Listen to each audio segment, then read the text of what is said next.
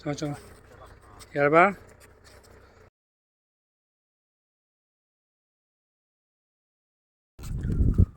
okay हजिक अखोई बोनत्राबु बुआली खुंदगी ngarang numidang yarek leba matung haji अखोई बोनत्राबु बुआली दगी बोनत्राबु याय कथेन फावलगा बोनत्राबु खुन मसांग जे खोई अखोई इमालोन गी दमक मेकअप थोलसी अखोई अब खोलाव पुदुन चलिबा माइफागी टीम अखोई बोनत्राबु चंचलगनी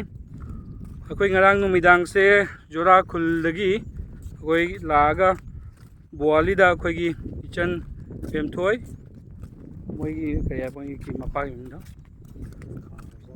मेंजोर मोई युमदा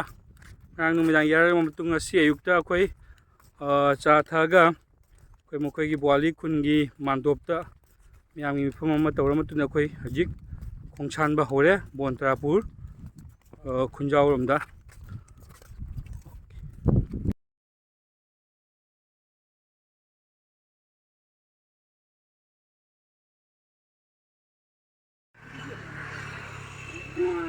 हेलो हाइबा खोंजन चंजलकपसे अखोई सपोर्ट तौजरी अखोईसु अखोई खुन पुनमंगना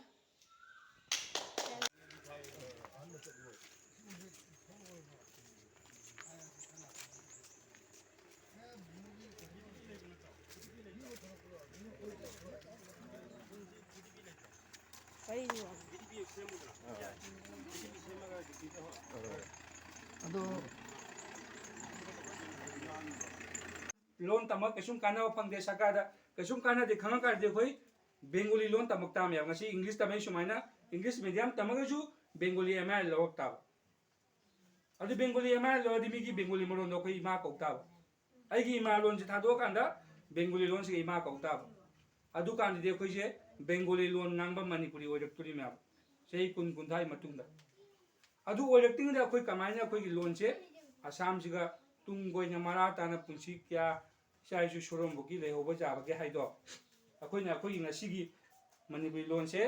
आसाम सरकारना ऑफिशियल लोन ओइना रिकॉग्नाइज तौबिउ हाइबगी डिमांड से फंगना कानिदि अखोइगी तुंगी चाइसु सोरमबो मचुम चाव फंगनेव ऑफिस सिंगा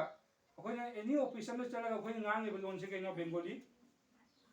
इरगना करी इंग्लिश ना इबा ngamana इरे नतना बंगाल इबा ngamana इरे एप्लीकेशन दो को अदो अखोइगी लोन कइबो ऑफिशियल लोन लकांदिदि अबे खुदोंग चा फंगनेव अदु फंगोगा हाजिंगा लेतेको कई भारत संविधान अखोइगी लोन लौसलबनेव अदुगी मथका असम सरकार नमु अखोइगी लोन से recognition पिबिरगदी अखोइना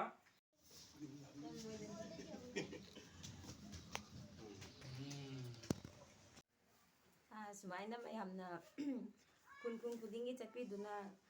Manipuri youth front of Assam की कई मेंबर्सना लाखिदुना कुन कुन खुदिंगी ज्ञान तादना लेरिबा खुंगम मेकंग मैम ज्ञान तादना लेरिमेबा असिगी मरमदा अखोई लैंग्वेज सिंगी मरमदा मैम चक्रीदुना तौबीबसे यामना थागतजरी अइसु सपोर्ट तौजरी थैंक यू ngasiगी सिगरबा मैराबाई बिगी माई बे इची नाउ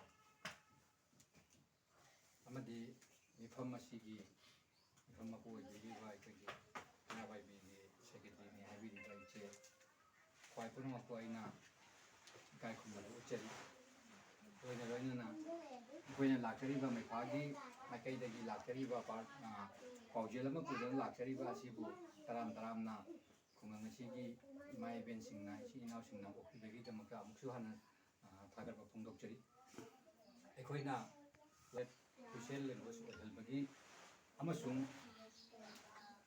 एखोइ असि ममांग थाबदगी